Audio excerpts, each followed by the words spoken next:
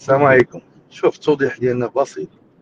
احنا كمسيرين ديال الانديه الكبيره في المغرب يجب ان ننأى بانفسنا على الخوض في الخطابات الشعبويه، بالخصوص الخطابات الشعبويه التي تؤجج الصراع ما بين الجماهير. احنا عندنا اوراش رياضيه كبيره اللي تتماشى مع التوجه ديال السياسه الحكوميه والوطنيه ديالنا، انه عندنا استحقاقات رياضيه كبرى، اوراش رياضيه كبرى. فالخطاب ديالنا خصو تا هو يكون خطاب مسؤول، والمسير خصو يخوض فيما هو استراتيجي وعقلاني، والاشياء التي تساهم في استتباب الامن المجتمعي ومحاربه الشباب ودعم الروح الرياضيه. فملي كيخرج مسؤول وكي كيناقش وكيشكك في نزاهه المؤسسات الرياضيه اللي هو جزء لا يتجزأ منها، فهذا خطاب مزدوج، لانه كيبين بانه الشخص غير منسجم مع ذاته، خصوصا انه التصريح اللي كيخرج من عند نائب رئيس العصبه، والعصبه هي المسؤوله على البطوله الوطنيه والمقابلات ديالها والتحكيم وما الى ذلك. انا كنعتبره تصريح غير مسؤول، تصريح يجرنا الى القاع، والقاع عارف ممتلئ عن الاخر يختلط فيه الحابل والنابل. فما يمكنش لنا انه حنا امام التحديات اللي عندنا انه نبقاو نرجعوا للوراء وننزلوا للقاع. خصنا نرتقيو بالخطاب ديالنا ونكونوا كمسؤولين نركزوا على المشاكل الهيكليه والاداريه والماليه والقانونيه اللي عند الانديه ديالنا باش نمشيو في الاحترافيه. الاحترافيه راه ماشي فقط اقوال، وانما حتى هي افعال.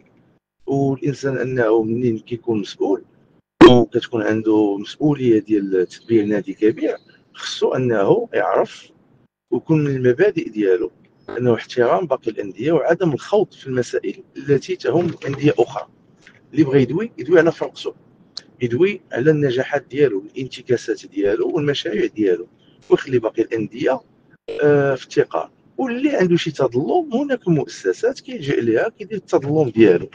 اما هذاك التصريح فهو مردود عليه، وما يمكنش ان احنا ندخلوا في هذا النقاش البيزنطي نبداو نتجادلوا في اشياء اللي ما غادي تفيدنا حتى شي حاجه، وانما فقط تسيء الى صناعه كره القدم الوطنيه وتسيء كذلك الى الجماهير. لانه احنا دابا آه الهدف ديالنا اشنا وهو الرقي حتى بالخطاب المسؤول ديال المسير.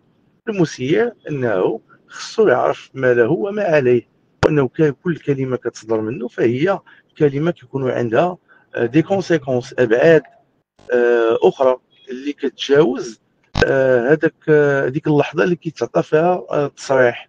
يعني دابا حنا مثلا في الدار البيضاء واش حنا محتاجين الاحتقان جماهيري جديد، وحنا كنعرفوا بانه كاينه عقوبات صارمه وكاين مقابلات بالويكلو، ومركب محمد الخامس قرب يتفتح اللي خصو يكون فضاء كيجمع ما بين الجماهير في واحد الروح رياضيه وديه اللي تخدم الصوره ديال كره القدم الوطنيه والصوره ديال المغرب.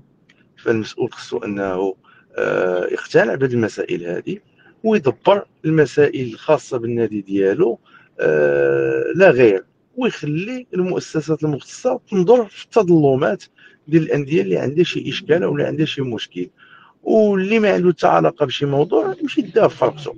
هذا هو التصريح اللي عندي.